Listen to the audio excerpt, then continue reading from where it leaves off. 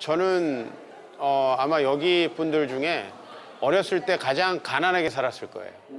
저는 천막에서도 수년 동안 살았고 자다가 밑에서 물이 올라와가지고 일어나서 합판을 깔고 잔 적도 있고 그래서 사실은 많은 분들이 저희 교회에 와서 청년들하고 개척을 했는데 어떻게 교회를 유지하느냐에 대해서 질문하셨는데 저는 그건 한 번도 걱정을 해본 적이 없어요. 왜냐하면 저는 돈이 없어도 살 수 있는 그런 건 훈련이 어렸을 때 좀 된 것 같아요. 근데 제가 두려워했던 것은 제 자신에 대한 것 같아요. 그러니까 제가 실패했다는 사람이 될까 봐.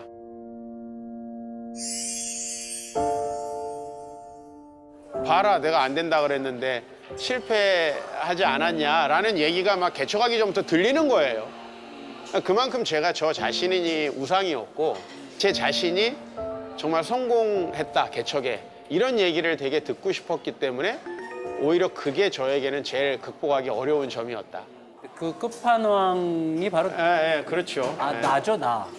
그런가요? 왜냐하면 오늘 나는 이렇게... 그것 때문에 우울증에 걸렸으니까. 네. 근데 사실은 가장 우리가 자신에게 좀 정직하게 말하려고 한다면 그렇게 말할 수밖에 없을 거예요. 가장 큰 어려움은 바로 나다.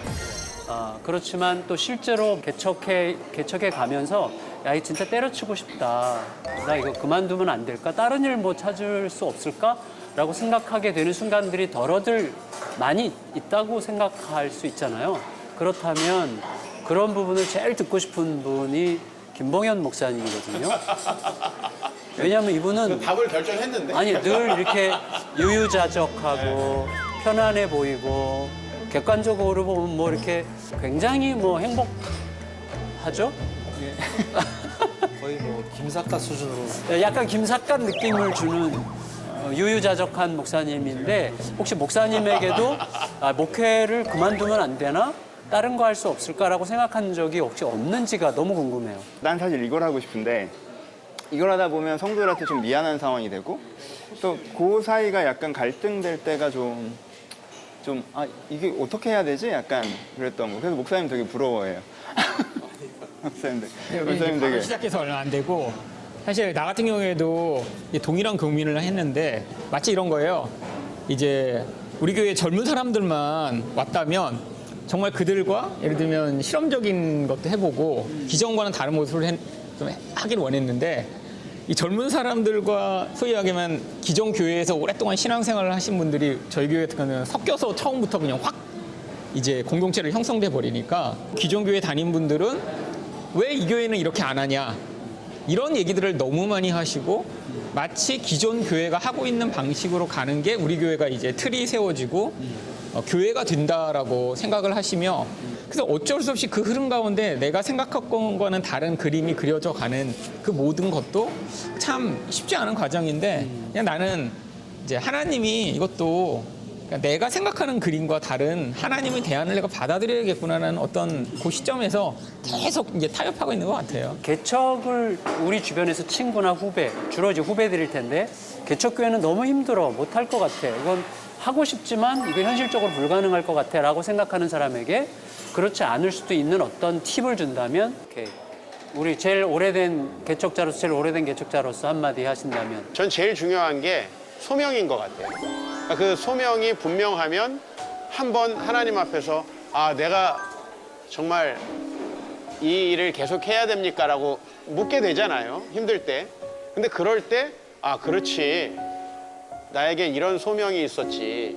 라고 하는 게 그 시기를 극복하고 이길 수 있도록 해주고 개척이라는 게 성공이라는 건 없지만 결국은 내가 어려운 시기를 극복해야 하나님께서 나에게 주신 그 소명을 이루어 드릴 수가 있잖아요. 그래서 소명이 분명하면은 저는 다른 문제는 해결된다. 그 문제를 끊임없이 하나님께 좀 물었으면 좋겠다. 왜 하필이면 우리 동네에 또 하냐 이렇게 교회가 많은데 굳이 또 교회를 또 개척해야 되냐 뭐 이런 식의 시선들이 있을 수 있잖아요. 일반적으로도 그렇고 특별히 주변 교회들이 그런 어떤 경험을 한 적이 혹시 없어요? 제 딸이 아빠 왜 교회를 또 세워 이렇게 많은데 그때 사실 예상치 못했어요. 충격을 좀 받았고 그 시점에 딱 어떤 분하고 얘기를 했는데 저한테 얘기를 하는 게 12제자, 예수님의 사도들이 직접 세운 교회가 지금 한 교회라도 남아있냐. 교회는 긍정적 의미로 소멸돼야 된다. 그러려면 자꾸 세워져야 된다. 사람들이 애를 안 낳으면 걱정하듯이 교회도 자꾸 낳아야 된다. 사람으로 똑같다. 유아기, 아동기, 청년기, 장년기, 노년기. 그래서 유아기에서 아동기. 이때는 아이가 부모 바라보듯이 교회는 복음만 바라본다는 거예요. 청년기 때는 그 복음이 전파될 수 있도록 그 에너지를 다 쓴다는 거죠. 그래서 건강한 교회일수록 아동기, 유아기에서부터 청년기가 길어지는 거죠. 근데 그렇지 않은 상태에서 부정적 의미로 교회가 보통 분란이 생기면 우리가 교회를 지켜야 됩니다 그러잖아요. 사실은 복음을 지키려면 유아기적 교회로 돌아가야 되는 거거든요. 근데 그거는 새롭게 생긴 교회에 새 포도주를 새 부대에 주는 확률적으로도 그렇게 새롭게 세워지는 교회가 그렇게 될 확률이 훨씬 높죠. 그러니까 어떤 교회들에게는 특별히 이제 전통적으로 오래된 교회들에게는 위기처럼 들릴 수 있지만 정말 굉장히 중요한 말 같아요. 그러니까 교회는 생성되고 소멸되고 생성되고 소멸되는 과정을 통해서 계속해서 하나님의 나라를 이렇게 나라에 참여하는 생리적인 어떤 속성을 가지고 있는 것 같아요. 마지막으로 우리 이 프로그램 목사들의 복수, 그래서 복음적 한마디로 마무리를 좀 했으면 좋겠는데 우리 좀 스케치북에 각자 개척은 무엇이다 이렇게 써서 그걸 간단하게 설명하는 시간으로 마무리하면 어떨까요?